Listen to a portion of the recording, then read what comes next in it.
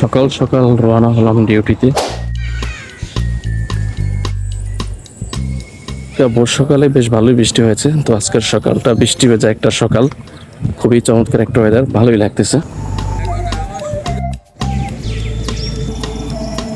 এখন যে রোডটা দিয়ে আমি হেঁটে যাচ্ছি, এই রোডটা দিয়ে আমার প্রতিনিয়ত ডিউটিতে হেঁটে যাওয়া হয়। আর এই রোডটার আশেপাশে অনেকগুলো মাঠ আছে, ছোট বড় সবাই খেলার জন্য।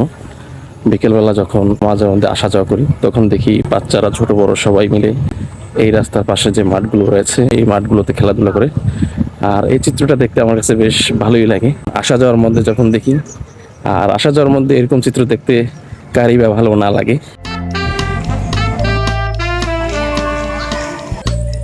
যাচ্ছি কাদামাটি পেক মাটির মধ্যে দিয়ে হেঁটে, পাকা রাস্তা ভেঙে একেবারে কাদামাটি পেক মাটি হয়ে গেছে। আর এর মধ্যে দিয়ে হেঁটে ডিউটিতে যাচ্ছি, কিছু করার নাই। সারাদিন ডিউটি শেষে এখন বাসার দিকে ফিরছি।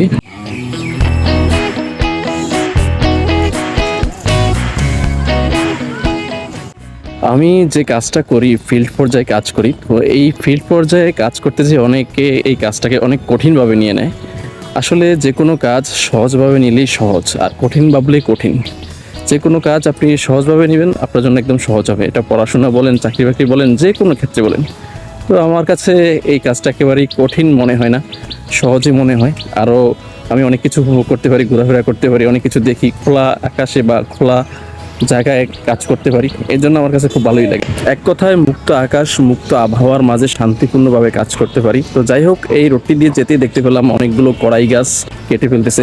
জায়গাটা একেবারে নিঝুম নিরিবিলি হয়ে গেছে, দেখতে বেশ ভালোই লাগতেছে।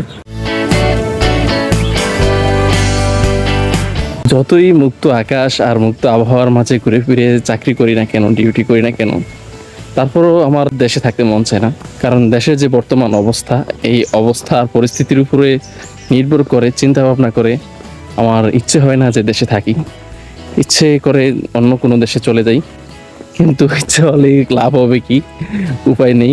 কারণ দরকার হচ্ছে অর্থ, মানে টাকা। টাকা না হলে তো অন্য দেশে যাওয়া সম্ভব না, আর এর জন্যই যেতে পারছি না। তবে এটা ঠিক যে এই মুক্ত আকাশে ঘুরে ফিরে কাজ করছি, ডিউটি করছি, ভালো লাগতেছে, এটা সত্য। কিন্তু এটা সত্য হলেও আমার কাছে তারপরে কেমন যেন ভালো লাগে না। আমার ইচ্ছে হয় না যে দেশে পড়ে থাকি, ইচ্ছে হয় অন্য কোনো দেশেই চলে যাই। আর এর জন্য সবচেয়ে মূল কারণ হচ্ছে এই দেশে থেকে নিজে লাইফ লিড করা, তারপরে হচ্ছে পরিবার নিয়ে থাকা, তারপর হচ্ছে বাচ্চা কাচ্চা মানুষ করা, সমস্ত সব কিছু মিলিয়ে বর্তমান সময় খুবই কঠিন হয়ে যায়। তার থেকেও বড় সমস্যা হলো আপনি, আমি এবং আমার পরিবার এবং আমাদের সন্তান এই দেশে নিরাপদ না। এটাই হচ্ছে সবচেয়ে বড় সমস্যা। আর এই জন্যই ইচ্ছে জাগে না যে এই দেশে পড়ে থাকি।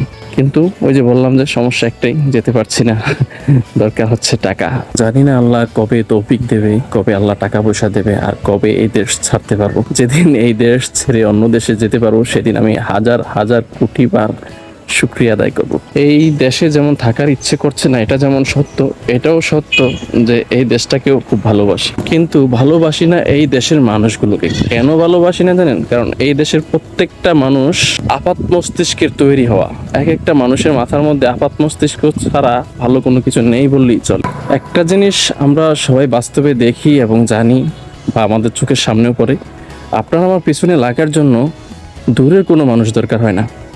আপনার আমার ঘরের মানুষই যথেষ্ট, আপনার আমার প্রতিবেশী যথেষ্ট। তো একটা জিনিস চিন্তা করেন, প্রতিবেশী হচ্ছে আগে, ঘরের লোক হচ্ছে আগে।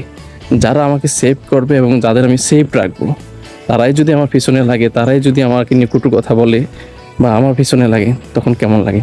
তাহলে এবার বুঝুন আপনার আমার নিরাপত্তাটা কোথায়। পরিবার বলেন, বাইরের জগৎ বলেন, আমাদের বাংলাদেশে কোথাও কোনো জায়গায় শান্তি নেই, সব জায়গায় একই অবস্থা।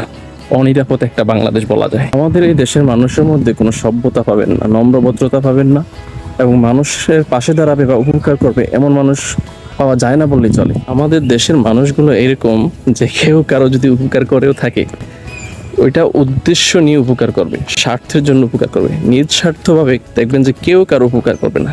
এরকম লোক পাওয়া খুবই চাপ। মনে হয় না যে আছে, হাতে গোনা মনে হয় না যে এক দুইটাও পাবেন।